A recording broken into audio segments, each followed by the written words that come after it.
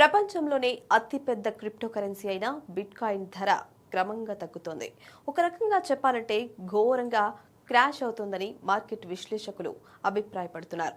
ప్రస్తుతం బిట్కాయిన్ ధర $90,000 కంటే తక్కువగా ఉంది. కేవలం గత 24 గంటల్లో క్రిప్టోకరెన్సీ మార్కెట్ క్యాప్ $130 బిలియన్ కోల్పోయింది.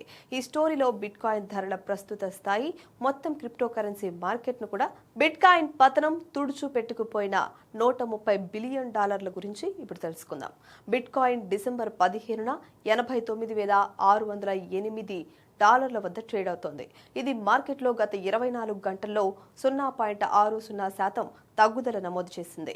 ఈ కారణంగా మొత్తం క్రిప్టోకరెన్సీ మార్కెట్ క్యాప్ $130 బిలియన్ పైగా తగ్గింది. దీంతో మొత్తం క్రిప్టో మార్కెట్ క్యాప్ 3 లక్షల కోట్ల రూపాయలు లేదా $2.98 ట్రిలియన్ కంటే తక్కువకు పడిపోయింది. ఈ రోజు ఉదయం సెషన్లో ప్రపంచంలోనే అతిపెద్ద క్రిప్టోకరెన్సీ $87,996కి పడిపోయి $89,923 కంటే కొంచెం ఎక్కువ గరిష్ట స్థాయికి చేరుకుంది.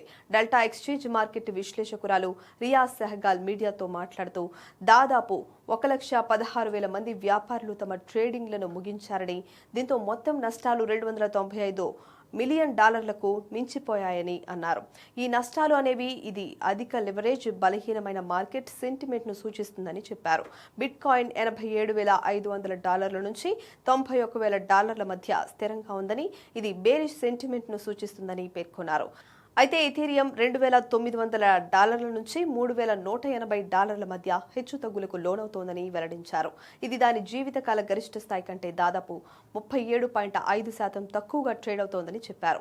ఇతర క్రిప్టో కరెన్సీలు కూడా అస్థిరతను ఎదుర్కొంటున్నాయని మార్కెట్ వర్గాలు చెబుతున్నాయి. గత 24 గంటల్లో ఇథీరియం ETHలో 0.23% పెరుగుదల, ADAలో 0.73% తగ్గుదల, SOLలో 0.21% తగ్గుదల, XRPలో 0.82% పెరుగుదల, BNBలో 0.50% తగ్గుదల కనిపించిందని చెప్పారు.